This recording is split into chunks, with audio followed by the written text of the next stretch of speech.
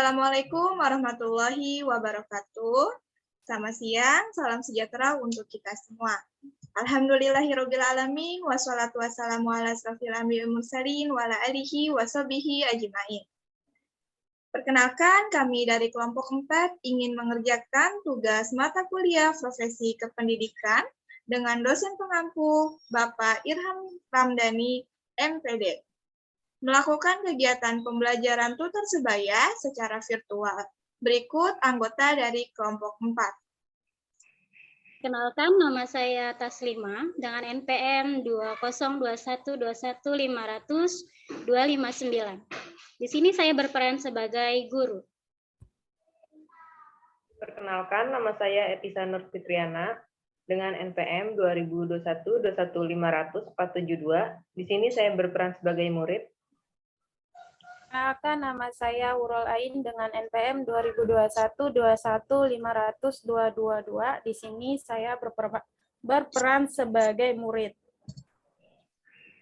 Perkenalkan, nama saya Iman Irmasari dengan NPM 2021-21500-262. Saya berperan sebagai murid. Perkenalkan, nama saya Putri Rahmawati dengan NPM 2021-21500-220 sebagai murid. Saya Siti Nurhaliza dengan NPM 2021-21500-266, berperan sebagai tutor sebaya.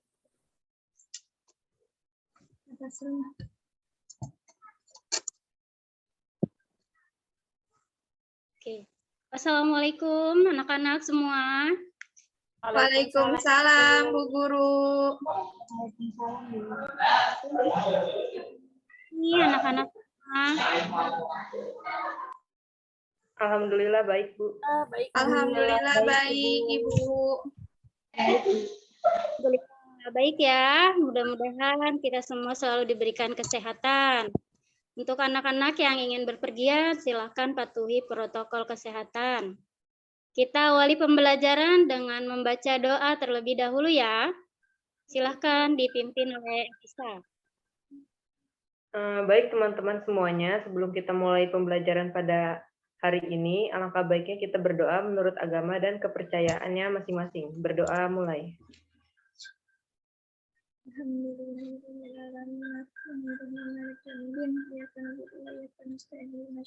Berdoa selesai. Terima kasih, Etisa. Selanjutnya, sebelum kita memulai materi, Ibu akan absensi terlebih dahulu. Oke. Nama yang Ibu panggil silahkan menjawab hadiroh. Yang pertama, Etisa Nur Fitriana. Hadiroh, Bu. Hurul Ain. Hadiroh, Bu. Irene Irmasari. Hadiroh, Bu. Putri Wati. Hadiroh, Ibu. Siti Nurhaliza. Hadiroh, Bu. Baik, untuk hari ini masuk semua ya, Nana. Ya, Ibu. Ya, Ibu. Selanjutnya kita masuk ke materi pada siang hari ini. Adalah menikmati novel ya, anak-anak. Minggu lalu Ibu sudah membahas sedikit tentang menganalisis isi dan kebahasaan novel. Baik anak-anak, silahkan kalian buka buku LKS Bahasa Indonesia. Buka bab 3 materi menikmati novel. Ibu berikan waktu 15 menit untuk kalian membacanya. Mohon dipahami. Ibu. Oke, Ibu. Baik, sudah 15 menit. Ibu memberikan kesempatan kalian untuk berdiskusi mengenai menganalisis isi dan kebahasaan novel. Di sini siapa yang bersedia menjelaskan materi novel kepada teman-temannya? Saya, Bu. Silakan Liza, Ibu beri kesempatan untuk menjelaskan materi belajar kita hari ini kepada teman-teman. Ya Bu, terima kasih. Baik teman-teman, kita mengetahui dulu apa itu novel. Novel merupakan karya prosa fiksi yang panjang, mengandung rangkaian cerita kehidupan seseorang dengan orang-orang di sekelilingnya, dengan menonjolkan watak dan sikap sifat setiap pelaku. Pada pelajaran sebelumnya, kita telah belajar menangkap maksud pengarang terhadap kehidupan dalam novel, kaitannya dengan latar belakang sosial budaya pengarang. Pada pelajaran kali ini, kita akan berlatih menganalisis isi novel, yaitu unsur-unsur intrinsik novel. Sudah, Bu.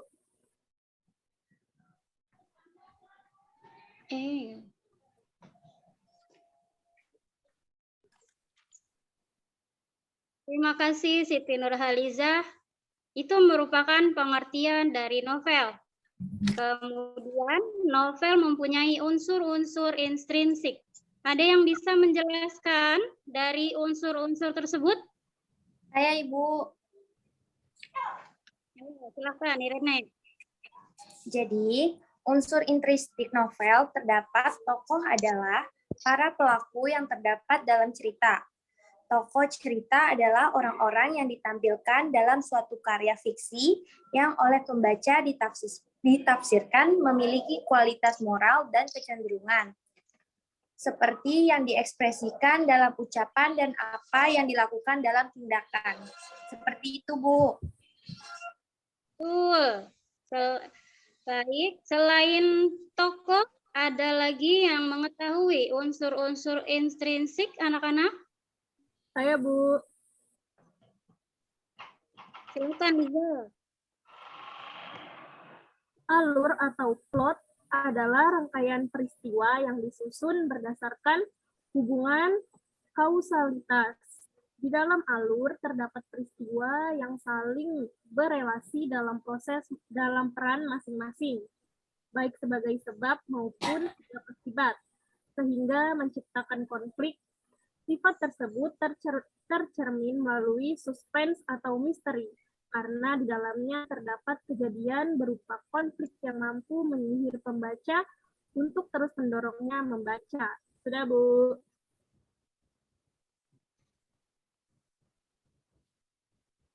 Ada lagi? Saya Ibu. Silakan Hurul.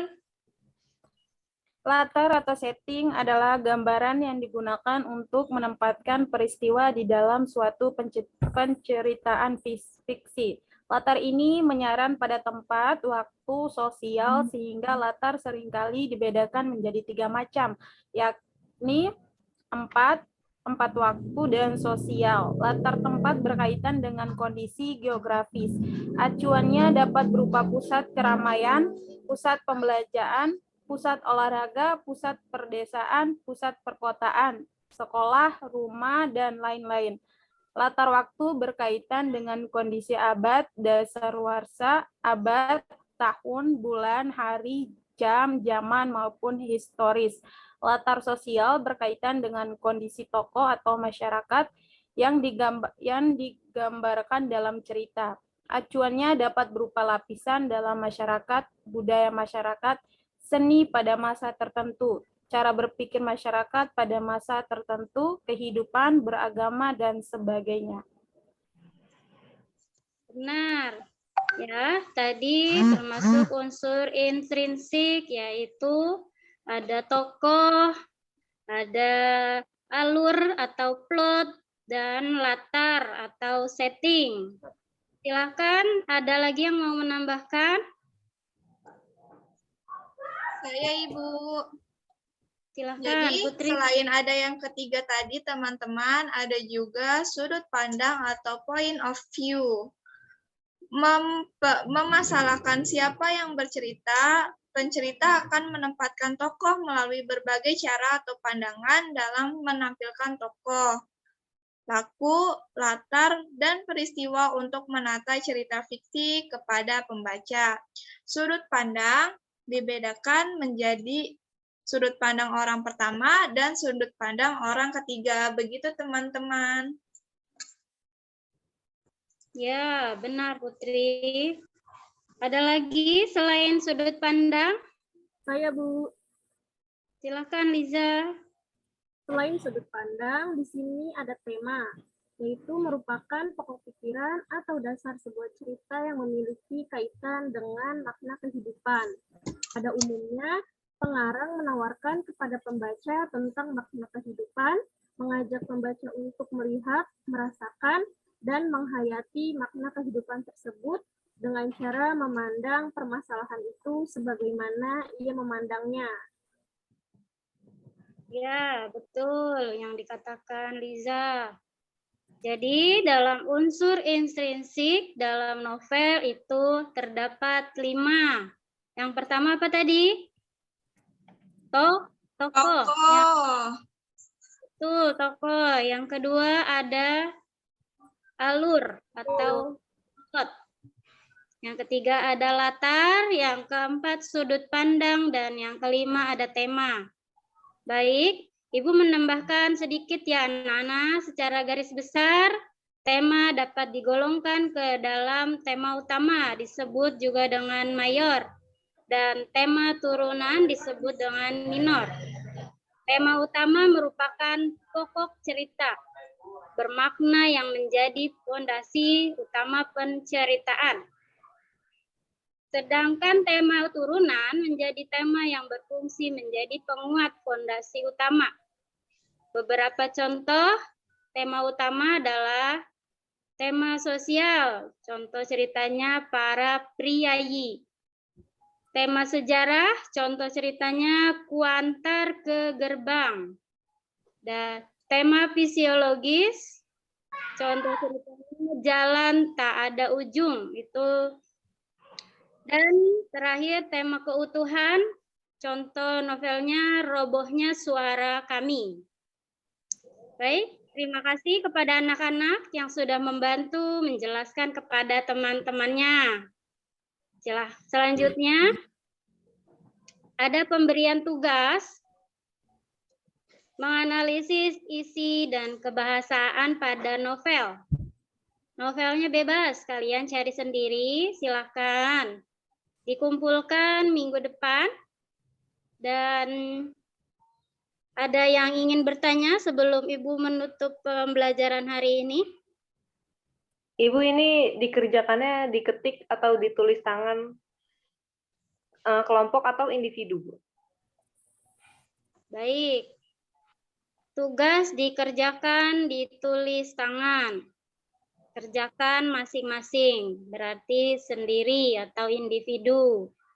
Minggu depan kita bahas hasil analisis novelnya. Oke? Baik, Ibu. Kelas siang sudah selesai. Mari sama-sama mengucapkan alhamdulillah. Alhamdulillahirabbil alamin. Pimpin doa sesudah belajar oleh Putri Rahmawati.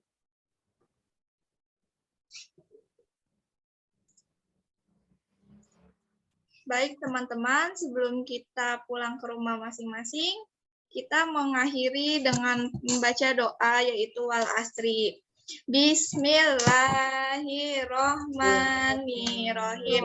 Wal asri innal insana lafi khusri illal ladzina amanu wa amilus solihati wa tawassau bil haqqi wa tawassau bis sabri.